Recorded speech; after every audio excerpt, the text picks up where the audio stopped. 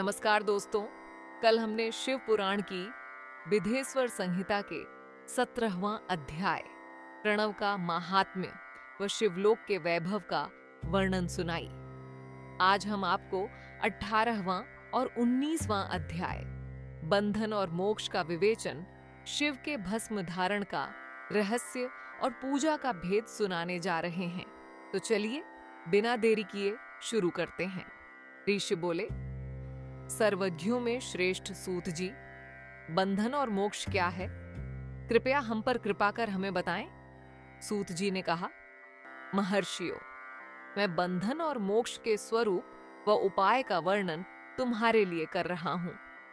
पृथ्वी के 8 बंधनों के कारण ही आत्मा की जीव संज्ञा है, अर्थात बंधनों में बंधा हुआ जीव बद्ध कहलाता है, और जो उन बंधनों से छूटा हुआ है उसे मुक्त कहते हैं।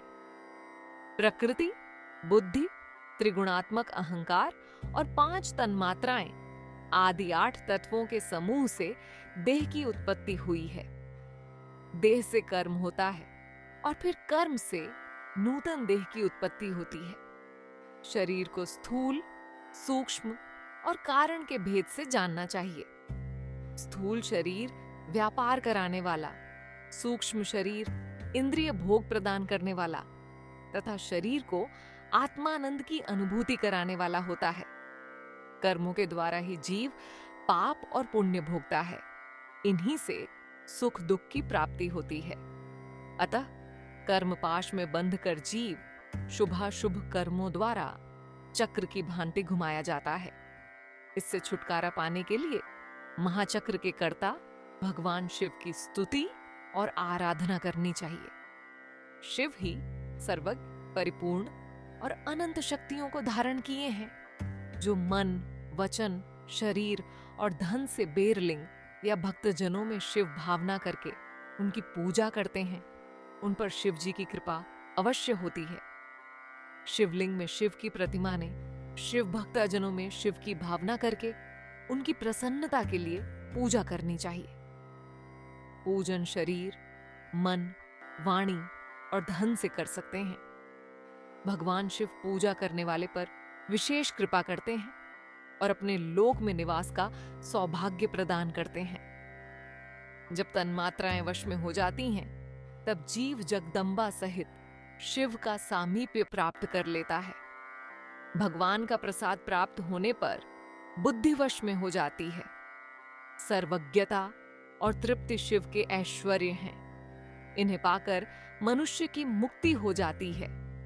इसलिए शिव का कृपा प्रसाद प्राप्त करने के लिए उन्हीं का पूजन करना चाहिए। शिव क्रिया, शिव तप, शिव मंत्र जाप, शिव ज्ञान और शिव ध्यान प्रतिदिन प्रातः से रात को सोते समय तक, जन्म से मृत्यु तक करना चाहिए एवं मंत्रों और विभिन्न पुष्पों से शिव की पूजा करनी चाहिए। ऐसा करने से भगवान शिव का लोक प्राप्त होता है। ऋषि बोले, उत्तम व्रत का पालन करने वाले सूत जी, शिवलिंग की पूजा कैसे करनी चाहिए? कृपया हमें बताइए। सूत जी ने कहा, ब्राह्मणों, सभी कामनाओं को पूर्ण करने वाले लिंग के स्वरूप का मैं तुमसे वर्णन कर रहा हूं। सूक्ष्म लिंग निष्कल होता है और स्थूल लिंग सकल। पंचाक्षर मंत्र को स्थूल लिंग कहते हैं। दोनों ही लिंग साक्षात मोक्ष देने वाले हैं। प्रकृति एवं पौरुष लिंग के रूपों के बारे में एकमात्र भगवान शिव ही जानते हैं और कोई नहीं जानता। पृथ्वी पर 5 लिंग हैं, जिनका विवरण मैं तुम्हें सुनाता हूं। पहला स्वयंभू शिवलिंग, दूसरा बिंदु लिंग, तीसरा प्रतिष्ठित लिंग, चौथा चरलिंग और 5वां गुरुलिंग है। देवर्षियों की तपस्या से संतुष्ट हो उनके समीप प्रकट होने के लिए पृथ्वी के अंतर्गत बीज रूप में व्याप्त हुए भगवान शिव वृक्षों के अंकुर की भांति भूमि को भेद कर नादलिंग के रूप में व्यक्त हो जाते हैं। स्वतः प्रकट होने के कारण ही इसका नाम स्वयंभूलिंग है। इसकी आराधना करने से ज्ञान की वृद्धि होती है। सोने चांदी, भूमि, वेदी पर हाथ से प्रणव मंत्र लिखकर भगवान शिव की प्रतिष्ठा और आह्वान करें तथा 16 उपचारों से उनकी पूजा करें। ऐसा करने से साधक को ऐश्वर्य की प्राप्ति होती है। देवताओं और ऋषियों ने आत्मसिद्धि के लिए पौरुष लिंग की स्थापना मंत्रों के उच्चारण द्वारा की है। यही प्रतिष्ठित लिंग कहलाता है। किसी ब्राह्मण अथवा राजा द्वारा मंत्र पूर्वक स्थापित किया गया लिंग भी प्रतिष्ठित लिंग कहलाता है, किंतु वह प्राकृत लिंग है। शक्तिशाली और नित्य होने वाला पौरुष लिंग तथा दुर्बल और अनित्य होने वाला प्राकृत लिंग कहलाता है। लिंग नाभि, जीभ, हृदय और मस्तक में विराजमान आध्यात्मिक लिंग को चरलिंग कहते हैं। पर्वत को पौरुष लिंग और भूतल को विद्वान प्राकृत लिंग मानते हैं। पौरुष लिंग समस्त ऐश्वर्य को प्रदान करने वाला है। प्राकृत लिंग धन प्रदान करने वाला है।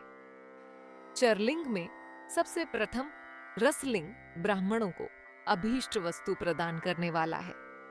सुवर्ण लिंग वैश्यों को धन, बाण लिंग क्षत्रियों को राज्य, सुंदर लिंग शूद्रों को महाशुद्धि प्रदान करने वाला है। बचपन, जवानी और बुढ़ापे में स्फटिकमय शिवलिंग का पूजन स्त्रियों को समस्त भोग प्रदान करने वाला है। समस्त पूजा कर्म गुरु के सहयोग से करें। इष्ट देव का अभिषेक करने के पश्चात अघहनी के चावल की बनी खीर तथा नैवेद्य अर्पण करें। निवृत्त मनुष्य को सूक्ष्म लिंग का पूजन विभूति के द्वारा करना चाहिए। विभूति लोकाग्निजनित, वेदाग्निजनित और शिवाग्निजनित 3 प्रकार की होती है। लोकाग्निजनित अर्थात लौकिक भस्म को शुद्ध के लिए रखें। मिट्टी, लकड़ी और लोहे के पात्रों की, धान्य, तिल, वस्त्र आदि की भस्म से शुद्धि होती है। वेदों से जनित भस्म को वैदिक कर्मों के अंत में धारण करना चाहिए। मूर्तिधारी शिव का मंत्र पढ़कर बेल की लकड़ी जलाएं।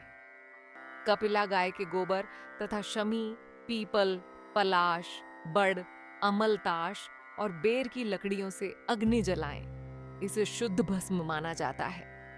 भगवान शिव ने अपने गले में विराजमान प्रपंच को जलाकर भस्म रूप से सारतत्व को ग्रहण किया है। उनके सारे अंग विभिन्न वस्तुओं के सार रूप हैं। भगवान शिव ने अपने माथे के तिलक में ब्रह्मा, विष्णु और रुद्र के सारतत्व को धारण किया है। सजल भस्म को धारण करके शिव जी की पूजा करने से सारा फल मिलता है। शिव मंत्र से भस्म धारण कर श्रेष्ठ आश्रमी होता है। शिव की पूजा अर्चना करने वाले को अपवित्रता और सूतक नहीं लगता। गुरु शिष्य के राजस, तामस और तमोगुण का नाश कर शिव का बोध कराता है। ऐसे गुरु के हाथ से भस्म धारण करनी चाहिए।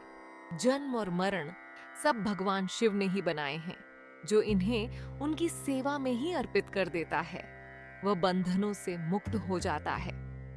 स्थूल, सूक्ष्म और कारण को वश में कर लेने से मोक्ष प्राप्त होता है।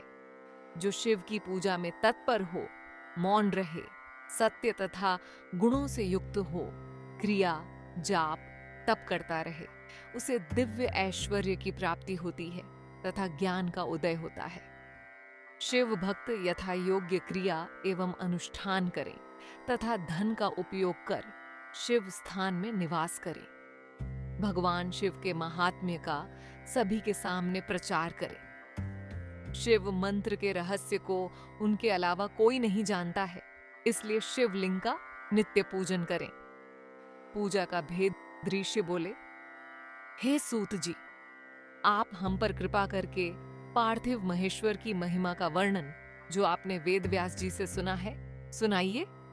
सूत जी बोले, हे ऋषियों, मैं भोग और मोक्ष देने वाली पार्थिव पूजा पद्धति का वर्णन कर रहा हूं।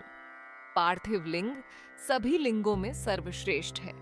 इसके पूजन से मनोवांछित फलों की प्राप्ति होती है। अनेक देवता, दैत्य, मनुष्य, गंधर्व, सर्प एवं राक्षस शिवलिंग की उपासना से अनेक सिद्धियां प्राप्त कर चुके हैं। जिस प्रकार सतयुग में रत्न का, त्रेता में स्वर्ण का व द्वापर में पारे का महत्व है, उसी प्रकार कलियुग में पार्थिव लिंग अति महत्वपूर्ण है। शिव मूर्ति का पूजन तप से भी अधिक फल प्रदान करता है। जिस प्रकार गंगा नदी सभी नदियों में श्रेष्ठ एवं पवित्र मानी जाती है, उसी प्रकार पार्थिव लिंग सभी लिंगों में सर्वश्रेष्ठ है। जैसे सब व्रतों में शिवरात्रि का व्रत श्रेष्ठ है, सब दैवीय शक्तियों में दैवी शक्ति श्रेष्ठ है, वैसे ही सब लिंगों में पार्थिव लिंग श्रेष्ठ है। पार्थिव लिंग का पूजन धन, वैभव, आयु एवं लक्ष्मी देने वाला तथा संपूर्ण कार्यों को पूर्ण करने वाला है। जो मनुष्य भगवान शिव का पार्थिव लिंग बनाकर प्रतिदिन पूजा करता है, वह शिवपद एवं शिवलोक को प्राप्त करता है। निष्काम भाव से पूजन करने वाले को मुक्ति मिल जाती है। जो ब्राह्मण कुल में जन्म लेकर भी पूजन नहीं करता, वह घोर नरक को प्राप्त करता है।